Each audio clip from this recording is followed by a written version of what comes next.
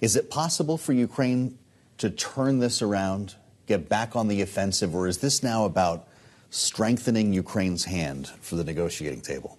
Well, I think it will allow Ukraine to defend the front lines for this fighting season.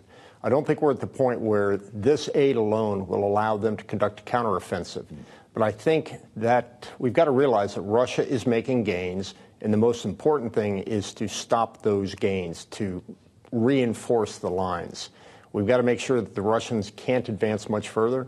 I believe that we'll get the ammunition there much quicker than the Stimson Center believes. Yeah. I think if we were smart, and I think DOD is smart, they've pre-positioned much of that ammunition already in pre-positioned stocks. Mm-hmm. So I think it'll get to the battlefield quickly, but there is still a massive numerical advantage on the part of the Russians right now in terms of ammunition and personnel for that matter. Okay, so when you say this fighting season, what length of time are we realistically talking about that this will support Ukraine for? Because it was really hard to get this done. It took months. I have no idea if it's likely that something like this could get done again. So how long does this give Ukraine before it would need to be re-upped? Well, the fighting season starts in the late fall. Things get muddy. Russia calls it mother mud as one of their greatest defensive capabilities.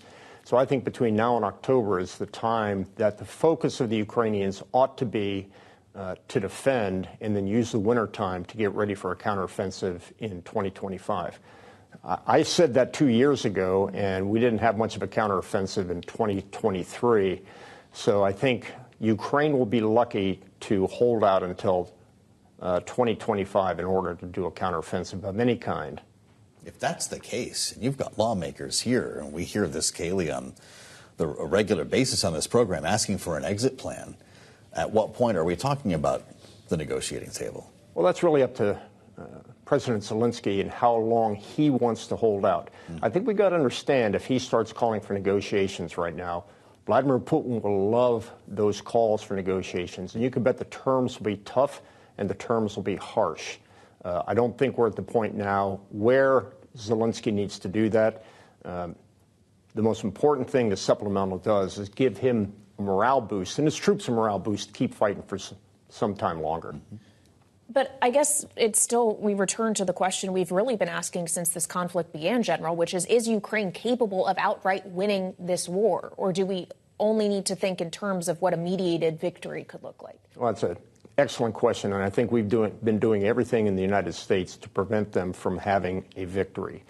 This shackling that we have done, the restrictions that we put on the equipment that we provide to them, the low, slow pace of weapons getting into them, I think has been as helpful to a Russian victory as Vladimir Putin being able to turn his entire military defense complex back on. I want to ask you about the situation in Israel while you're with us. General, we've spent a lot of time focused on Ukraine since that was a much more pronounced debate, a difficult one to Kailey's point. The Secretary of State, Antony Blinken, took some questions about war crimes in Gaza, talking with reporters earlier today. Let's listen to what he said and have you respond. We are looking into reports, incidents that are brought to our attention, and we have a process to do that, particularly if there are questions about whether U.S. arms have been involved. And that is ongoing, and we're continue to be focused on that. The administration continues to walk this very fine line in supporting Israel while condemning some of its actions in Gaza. We haven't talked a lot about what's in this package for Israel, helping to replenish the Iron Dome, for instance. Right. What will this precede when it comes to Israel's next move? We saw its military response to Iran. Is Rafah next? Rafah certainly is next. The fact remains that the situation between Iran and Israel was almost a sideshow to Gaza. This was a response and a counter-response to the targeting of IRGC officers inside of Damascus. Yeah.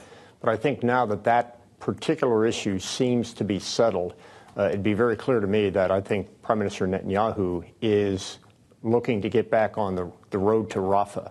And these issues about war crimes, and the defense of Secretary Blinken, it's not his decision. This is hard black-letter law imposed by the United States Congress. It's not his choice. He has to follow the law on what's known as the Leahy Law. Well, there's also around these questions of human rights violations reporting in the New York Times today that suggests the U.S. is considering imposing sanctions on at least one, if not more, Israeli battalions accused of human rights violations. Can the U.S. be imposing sanctions on an army that it also has pledged to act in support of, to help defend? How can these things happen simultaneously? Well, let's be very clear. That's what I was referring to. If there are credible reports of human rights violations by an organization that has provided funding and equipment and training by the United States, they have to stop that. It's called the Leahy Law from 1997. It's been in place. It was in place when I was at State Department. We've imposed it in other countries. The most effective fighting force outside the counterterrorism service in Iraq during the fight in Mosul was the federal police. But 2 years later, in 2019, there were credible reports of human rights violations during the Tishreen riots. And that unit caused the United States to invoke the Leahy Law to meet the conditions of the Leahy Law. And that unit is still, quote, sanctioned as well. They're just following the law.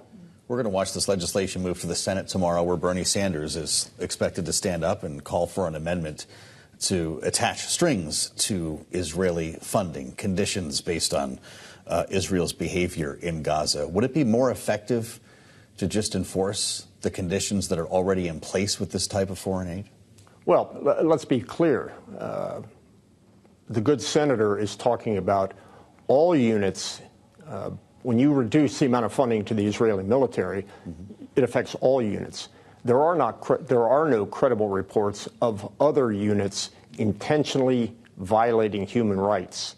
Of course, that could be argued in a court of law right now in terms of how the conduct of the war is going on. They'll point to the deaths of civilians, though. They'll point to the deaths of civilians, but there's an intentionality requirement there. When Hamas wraps themselves around innocent civilians as human shields, they're the ones, in my mind, that are guilty of human rights violations.